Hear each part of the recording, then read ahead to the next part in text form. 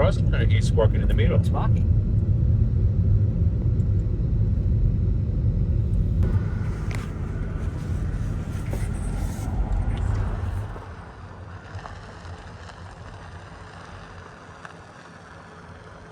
Hi. We both grew up on the East Coast, so when we started traveling, we came out here, we're like, ooh, this is really cool. So you came out here just looking to kind of get away? Yeah, I mean, we started traveling full time back in 2015. Yeah.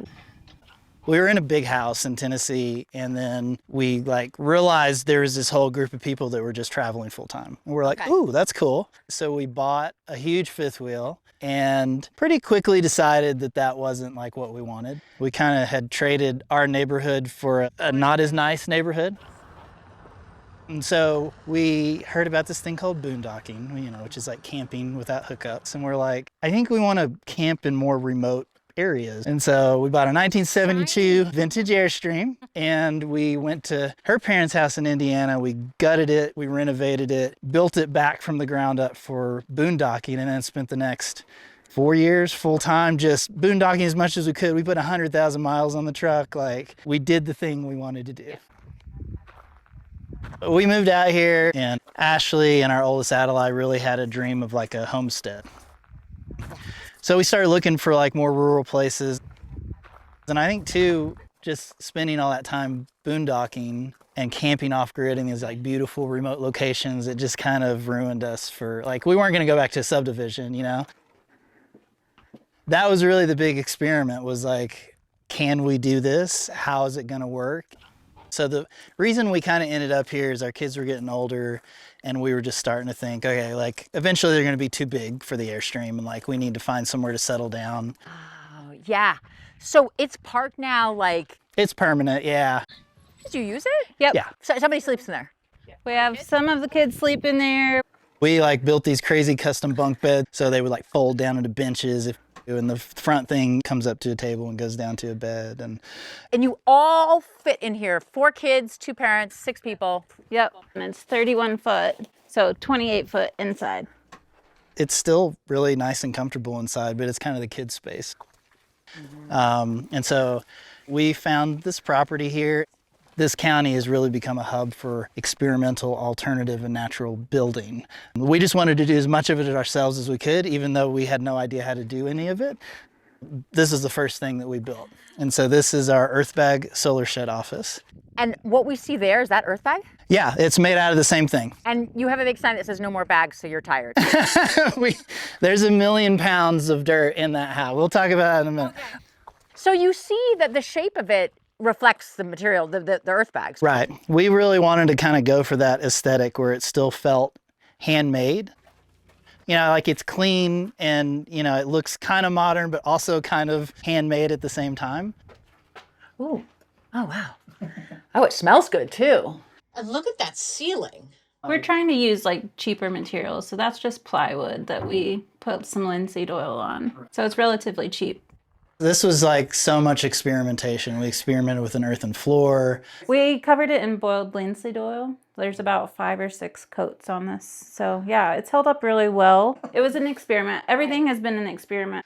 And this is a bedroom back in here then? It's our guest bedroom. Oh, it's your guest bedroom. Did it start as your bedroom? It's technically our bedroom. Legally, it's a guest bedroom. Okay. It's a guest bedroom. A guest bedroom that you can sleep in if you want. Yeah, it's just like a nice little cozy spot. This is a 10-foot diameter circle, so it's like the perfect size to put the king size bed and still be able to walk around it. We have a raised bed frame so that we have lots of storage underneath, so that's really nice. Yeah. And then like, because this is the east side, every morning these bottles light up and like cast beautiful Light prisms, yeah.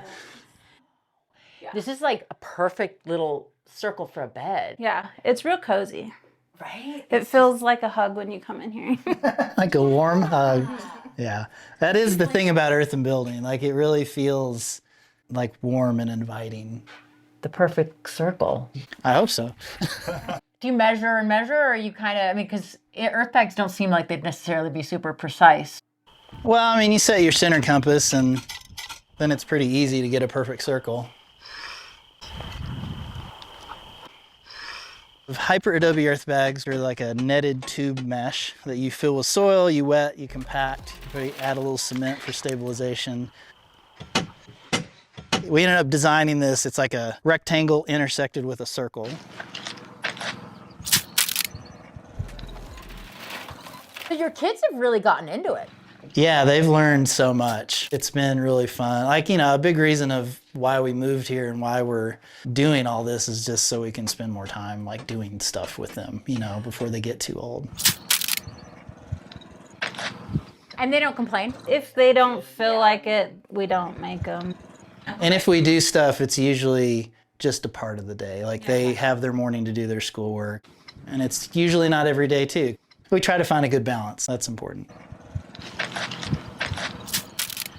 A lot of earthbag building, they build domes, right? You know, and they kind of come to a point. You don't have to build a roof, which is good, but here there's a real water problem.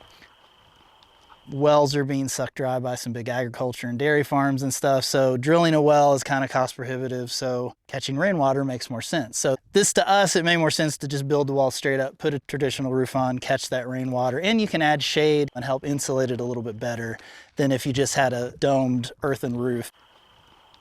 The thing about earthbags is a lot of people think because they're thick, because these are 16-inch walls, they're not technically insulated because they do have a thermal mass transfer. So the sun, if the sun hits it, it will absorb and go through, but it's like a 12-hour delay.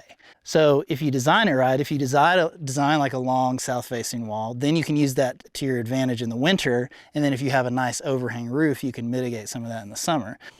So when it's, let's say when it's on a hot summer day, how nice is inside? It's got that 12-hour delay, right? So weirdly, like in the middle of the day, it's cooler.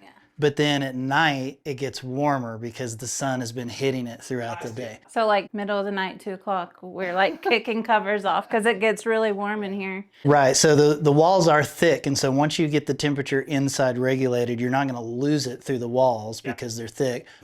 The mini split, it barely has to work like to keep, because the walls are so thermally efficient, it doesn't have to work very hard to keep it comfortable. And you're using solar for the split anyway. Yeah. Yeah. Everything's solar powered. Our system is right here. There's a big 30 kilowatt hour battery bank inside here that we built, and then big charge controllers and a big inverter. And then that's all trenched out.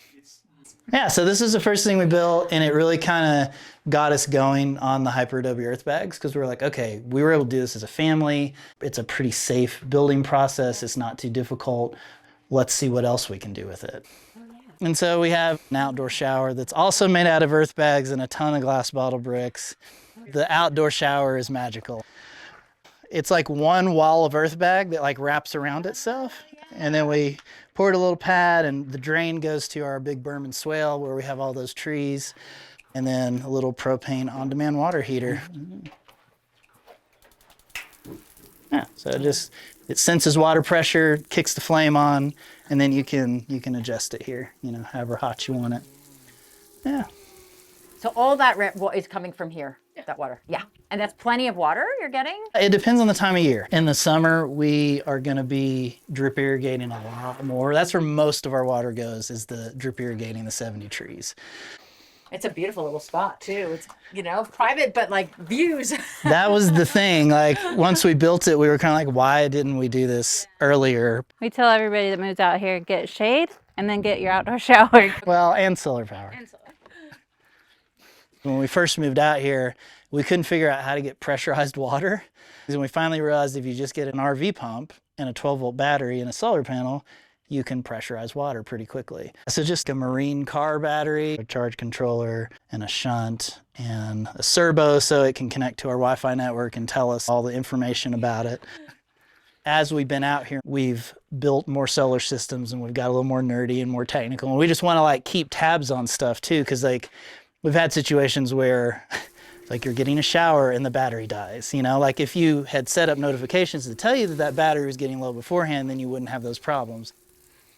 Yeah, we're just trying to get smarter about that stuff the longer that we're here. This is our bathroom. This building is mostly built out of natural and recycled materials. So that used to be the deck from our Airstream. And then the door and all of the glass, it's all recycled. We named it La Casa de Caca. But we recently ripped out all the composting stuff and plumbed it, put electric in, washer and dryer, sink, toilet. That goes to our septic. How hard was it to plumb it? We actually had to plumb this building when we built it because we told the county we were doing a composting toilet. They wanted the urine diverted to a real septic, which I think is stupid. Washer dryer was a huge upgrade for us. It's been a time saver. We did have a hand washer that we used for a while, and that's great during the summer, but in the winter it's not that great. You're also collecting water from here Every roof collects water. and huge amount of solar here. Yeah, we've got, between this and what's on the Airstream roof, we have 10,000 watts on this system. The solar and the solar shed were like the first big thing we did when we got here. So was this next? The dome.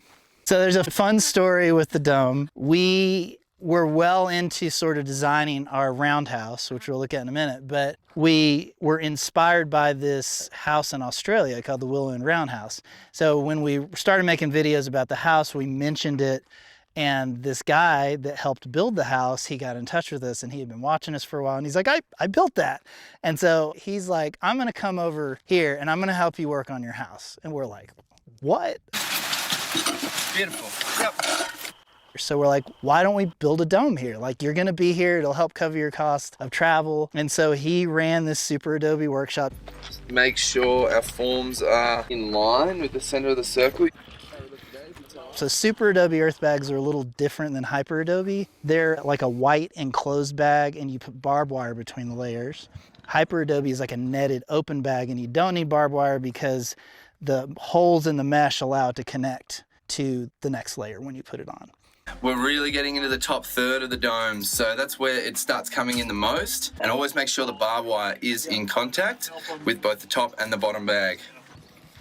Because it's all circular, it's all connecting to itself, and it becomes really strong. So if you're building something in like a earthquake heavy zone, these are great because they have a tensile strength built into them, and they're all connected to each other. So they hold together very well during like an earthquake event. But this was fun. We built the whole structure in 1 week. So you now have seen the difference. So this is a superadobe. And these two are both hyperadobe? Most all our other buildings are hyperadobe. Would you do, I mean, did you do this and think, no, I don't want to do this anymore? We like it. We're more on the hyperadobe side just because we're doing mostly vertical stuff with roofs, but they're both great. So this superadobe is better for the rounded shape. It's the bag style. It's a bag that doesn't stretch. Okay. And then you have your barbed wire that's keeping it from slipping off. And so that allows you to set it in and do the math. There's a lot of more math involved to get that dome right because it has to be a certain type of arch. You can't do a hemispheric arch because it won't support itself. Okay. I think this is called a lancet arch. You can see it's kind of like a beehive almost. Yeah. And there's little steps you can climb up to get up on top of it if you want. It was a really fun little project. And so we were going to make it a guest dome. And then our oldest daughter was like, I would like this building, please. And we were like, okay, no, we're good. Okay. So it has become our daughter's dome. It's very small. It's like people size. Yeah, so this is a 9-foot dome, but because it comes in, you can see there's a lot less space than that 10-foot that we were in earlier. Yeah. Though it does step down, so you get some extra space that way. Or we step up to come in. Yeah, it's kind of a combination of both. We wanted to sink it a little bit, but the math ended up not working out for the step and still having a place to come down into. And I do like how actually you feel, how tall are you? I'm 6 foot. And like there's a lot of space. Put your hand yeah. There's plenty of vertical space, yeah, for sure. So it's really just shaping around the human body in a way. Like kind of, yeah. Very... Yeah. And you can go bigger with domes for sure. The wider you go, the taller you have to go, the way the math works out. Because you have to follow that math and go up at the speed. Like you can't go in too fast or else you start, getting a dome that isn't safe, right? So we didn't want something like crazy tall. So it's really just one big bed. Yeah. Well, we found a dresser and then we built a bed on top of it. So there's a bunch of storage behind it, and then she's got all the drawers. But this is, again, one of those builds where Ashley really came in and she did all the art. We've got all these glass bottles. There's a bunch of stained glass work on the door. Even like this two-tone plaster, earthen plaster that she did. It's really beautiful. Yeah.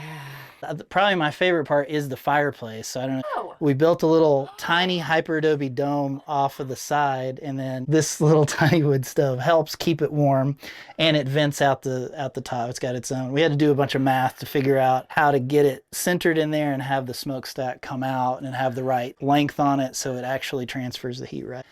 It's always exposed to the sun. Like we talked about thermal mass transfer, because it's fully exposed 360 all the time. In the winter, it actually stays pretty warm all the time because it's always getting hit by the sun. Mm-hmm. In the summer, it gets a little warm and uncomfortable, so that's why we bring the little mini split inside. But even stuff like, Ashley did this little penny floor on there. Which is kind of timely given that there's no more pennies coming out. Gotta use them for something. Yeah, and then all these used bottle caps in the floor. We're always trying to find little ways that we can integrate trash. Yeah, used things, but they also make it beautiful, that's what's so cool about it. It's funny, it's almost like, even with this big bed, it's almost Alice in Wonderland-ish, because it's really outsized and strange. It is, it's hard to get up into, yes. Is it? Yeah. Everything that we built here was practice so that we could build our home. Yeah. So we've not had any construction experience. So that was the first thing we built. And we were like, okay, now that we're comfortable with the building style and we feel like we know what we're doing, the house was the next thing that had to get done. So we kind of took everything that we learned and experimented, because also the hyperadobe style of earthbag, there really wasn't anything anywhere about it. It was very new, even though it had been developed 30 years ago in South America, but there's nothing online about it. So we were just having to figure it out. And so we kind of became the hyperadobe people. We're pretty comfortable with the material now and feel like we could probably build about anything we wanted to with it. Not that we want to lay any more earthbags anytime soon. What's the process? So you want to mix soil, pretty even amounts of clay, rock, and sand. And then we add 5% Portland cement just to stabilize it. The holes in the bag. So you wet it down, you lay the next layer on top, and when you tamp it into place, it just kind of glues itself to the layer. So that way you don't have to put the barbed wire in between. Glues itself, the glue being sort of the clay and cement, yeah. It's pretty cheap. The material goes a long way. Dirt's relatively inexpensive, so you can build your walls, not necessarily quickly, unless you have a big team, but you can build it cheaply. So we mix it, take it in a wheelbarrow, and then kind of scoop it in. And we have a system where we take 2 5-gallon buckets, we cut the ends off and make them tall, and then you just scrunch that bag up over it. So as you fill your bag, it extrudes off of that bucket. So it's almost like 3D printing in place, but you're holding it. You're the printer. Yeah. We're going to attempt to do one more bag before the sun sets. And you can either hold it by hand, or we do a dolly system too, where it's a dolly that the bucket hangs on, and then you can just pull it and fill it, and that way you get an extra set of hands. It's actually a great analogy to 3D printing, because it kind of comes to that similar idea of layers. Yeah, especially this circular building, because it's all coming from that one center point. You need a team. Yeah, and we had a team. We had a really good family of 6. When we got going, we did most of this ourselves. How fast can you come up? I mean, this is huge. Yeah, so it took us about 1.5 years, and our family built it up to about here. Oh, okay. So we did a lot of it ourselves, but by that point we were like, I think we're done. So the house almost broke us, for sure. We got about 400 tons into it, and we were up to the tops of the windows. And I think we were done, the kids were done. We were like, I don't think we can do this. This might be the last one that we can do, unless it works out with 2 buddies. So yeah, we kind of called a Hail Mary. We reached out to our community and we opened up the property for a whole month. And we had people come and stay with us, and we fed them, and they got to camp here, and we worked on the house every day for a month, and we finished the walls. In 27 days, we finished all the walls. So we laid about 100 tons in a month. So that's where we're working on sort of a new process for laying faster. A half a bucket to get this filled out. With the people here, we were laying about 1 foot a minute, which is fast. It went really fast. And so you can build these buildings quick, but you need a lot of people. So if you want to pay to feed a bunch of people for a while and get them out here for a week or two, you can make pretty significant progress. Or you can take it slow. Oh my gosh, there's so many layers here. Yeah, about 30 layers on the inside. It's 12 feet tall in the center, 9 feet tall on the outside. You have to respect these walls because they're so heavy. A section this big weighs about 700 pounds, just one little section. Yeah, because it's thick. It's 16 inches thick. It'll take a bullet. It's fireproof. It's very solid. It's basically a brick wall. What's the foundation so it holds all this weight? So when we started talking to like concrete companies, we were like, so can we pour the pad first? And they were like, no, we're not putting a concrete pad under this. So what we ended up doing is we brought in 300 tons of AB mix, and you can see how it's built up here. And then we brought in a big machine and we actually dug out trenches where all these walls go. So it goes down about 18 inches. There's about 5 inches of compressed, like a rubble trench. And then the lower 4 layers, those are all wrapped in a vapor barrier. The groundwork was ridiculous. There was way too, I think like we were digging in the dirt for months. Because of this design, once you dug it, you couldn't get a machine back in here. It's big. It's about 2,500 square feet of walkable space. It's about 5,000 square feet footprint. It's kind of crazy. Do you think this is among the biggest ever on this type of construction? I think it's close to it. We did joke about looking into the Guinness Book of World Records. So when you walk in the front door, there's actually going to be some framed walls in here. So from this section here, this is going to be framed, and that's like a walk-in pantry. All the framed walls are still coming off of the center point of the building. So the center point's that black pole right there. So it's going to be skinny there, but it's going to come out here, so it'll be wider back here as it goes in.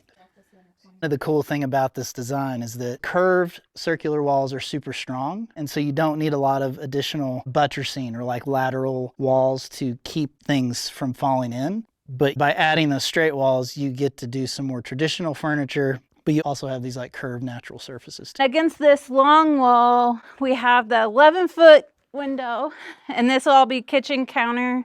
I mean, we designed this whole house around that view. We literally, when we were spraying it on the ground, we were like rotating the entire house until we got this straight wall pointed right at the mountains. Yeah, it's really So it pretty. looks like a Western kind of like, It's like the art piece of like it changes throughout the day. So it's instead of art, that's our art.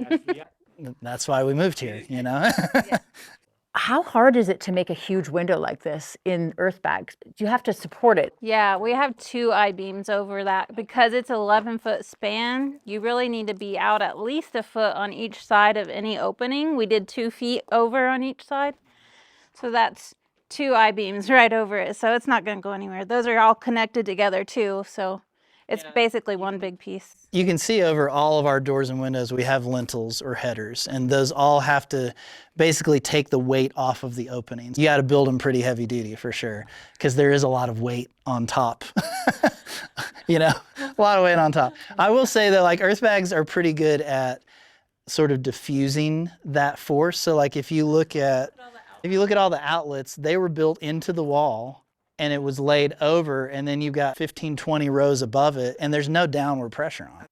And when you come to a corner, you want them to overlap. That way, the 2 sections of the walls that are going different directions really get glued together. And so you can see, we talked about lateral forces. Because this is such a long, straight wall, you have to add buttressing. And so you can see how we've interlocked. There's a wall that goes out to the outside, and that helps support this window too.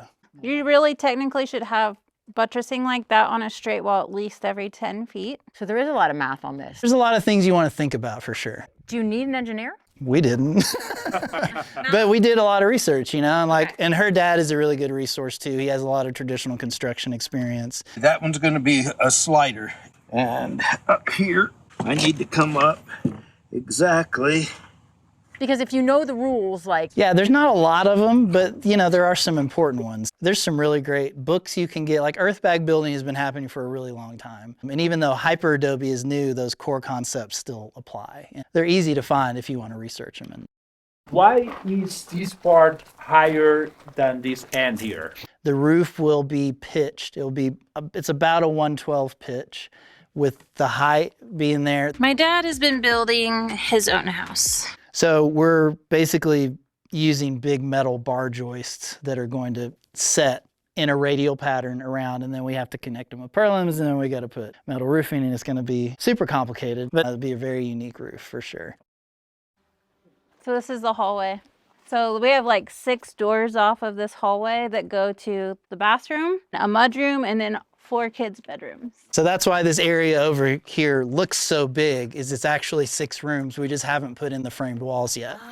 So you can make an arch with just hyperadobe. Yeah, you got to start kind of low and let it build all the way over as a single piece. And then you just build up to the side. And so because it starts down here and it's got its own pressure as it pushes, it's kind of like the reason a circular design, because it pushes in on itself, but it doesn't have anywhere to go. Like it's going to hold itself tight. So we really wanted a large hallway. This is a little over 5 foot wide. These circle forms, they're going to be bottle bricks, and that way the light can shine on this flat wall here from the bottles. It has 3 operable windows in this hallway and transom windows above the regular windows, so that, you know, in the summer the sun sets over here, so this wall's going to get pounded in the summer in the evening. So if we open the transom windows, we're going to let that heat out before it hits the kids' rooms. In theory, we're hoping it works. That's our experiment, yeah. But the way it's curved, it's never going to get like a ton of light, you know, hitting it, because it's round and there's other things here. So I think it'll stay really cool in the summer, honestly. But I feel like once this is finished, the hallway is going to be like... It's going to be the focal point, yeah. As you walk down this, like it's so tall. One of the cool things, though, about walking down it, you don't see the end. So, like, it's kind of like a surprise when you get to the end. Because it's like walking around in a circle and you keep finding rooms. I mean, it's interesting, right? It's a different way of thinking about a house. Yeah. Eventually, there'll be a framed wall with a door here. And then this is our bedroom and bathroom. So now we're trying to find our roof pieces. You got to find like the metal truss pieces. Okay. Because we don't have engineered plans, and so most places don't want to sell us new ones. So we're having to find something used. Really? They don't want the liability? Because if we had engineered plans, they would, but because we don't, because we're opting out of all this stuff and we've just designed it all ourselves, they're like, I don't know if I want to sell you that. Who's your engineer? We are. But her dad is a great resource, and he's helped us. Like, we know how we need to build it. We just got to find the pieces. All very DIY. One thing that we really wanted to do is take advantage of the view. So out this is a little private bathroom. We have this bench here and the tub will be here. So when you're sitting in there, that's your view. And you don't have any neighbors, right? Nope. It's pretty nice. Is your building, has it some sort of Stonehenge? Did you consider your orientation? As much as we could. This was the main one because we wanted the view of the mountains, and everything else was just kind of, it is where it is, yeah. So here you can kind of see those buttresses a little better, and they are pretty significant because this is a very big wall and there's a huge opening in it. So we wanted to make sure it's very well supported. So in between those 2 buttresses is going to be like an outdoor kitchen. And then the fun part is the courtyard in the center.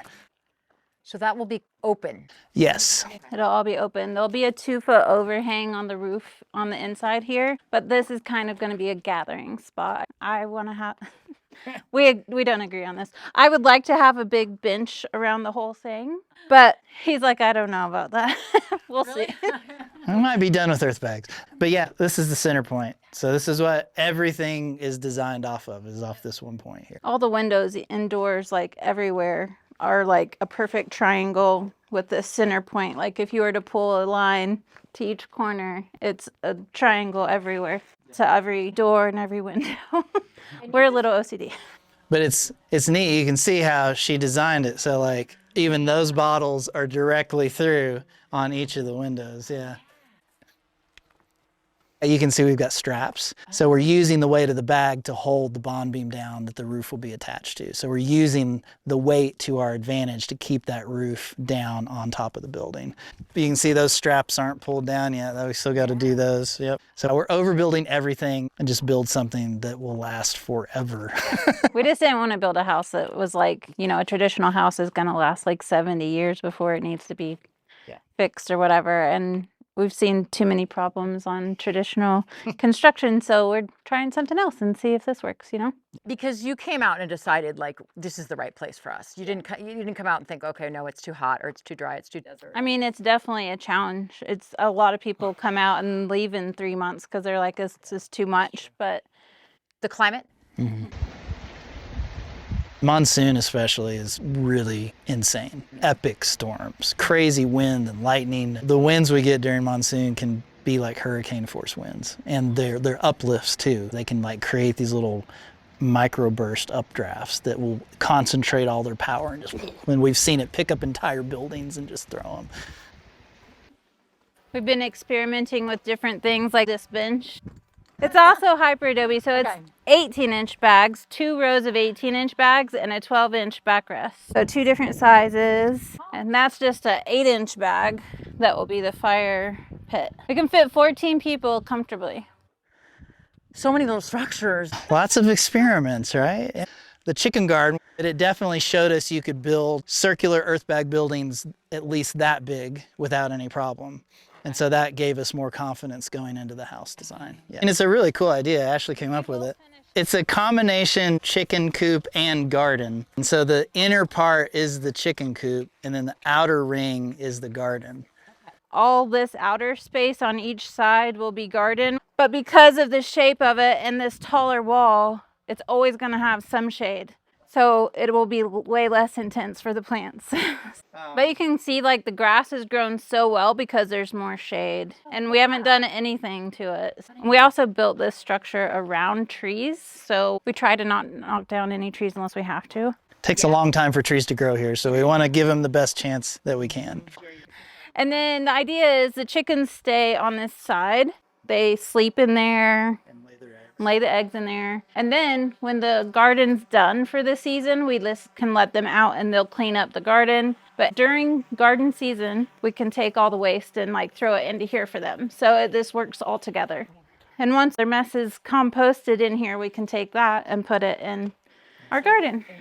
And this was another, like, you know, it's got a roof, it's got rainwater catchment on the back, it has a whole Victron pump system that pressurizes the water into here, and then also to the back where we can drip irrigate around. So we've done like 3 turns of meat birds, but that's something else I really want to get back to, is like animals for food. So, but the house, we're like trying not to get sidetracked with getting the house done. And the goats, where are they? They're over here at the barn. Is the shipping container a barn? yeah, we crowdfunded that because our daughter, we had some goats and it was not a great setup, and she really wanted to do more goats and milk properly. But we were like, we got to start the house. So we got a 40-foot container. We framed and insulated the inside, and it has solar on top and rainwater catchment. We learned a new fencing style, this field fencing. We learned a lot. It was a whole different way of building, you know, it was very different than earthbags. But it was good testing for some of the stuff we'll do in the house, you know, like more traditional system. And you had to cut the container? Well, her dad cut this one, and then we cut this other one. So we learned how to do it. So it's like a climate-controlled sanitary milking room. And then in the middle section is like a whole kidding stall that can be modular, so it can be rearranged. And depending on if we have baby goats or kittens, or like we can contain them in different ways. And then feed storage on the back where the big container doors are. So you learned to weld? She did. She's the welder. You have to kind of know how to do a little bit of everything out here. Because you had to cut into the container. Yeah, so my dad actually came and showed us how to do that, which was really helpful because then we could take that and do the other one. It was a big learning experience, but it was easier than I thought it would be. So it's just a lot cleaner for her to milk the goats in here. And she can get the milk right in the fridge. She keeps the pail cold because, like with goat milk, you want to get it cold as quickly as possible. So having that in here has been really great. But this is the kidding area. So all of these stalls are modular. You know, we can have 3, or we can have 1 big one, or a big one and a small one. And then we have all the horse and goat feed. So we can open it from that side and fill all the feed in here. This was like a really big thing that my dad came up with, is this sliding door.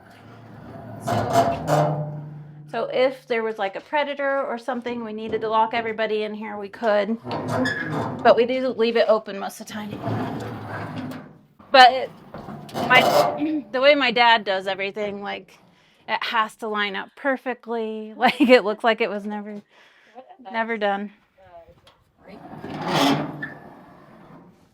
It's very used. Yeah, this was cheap because We repainted it, you know, and built this whole, you know, any roof. Catch rainwater, put solar on it.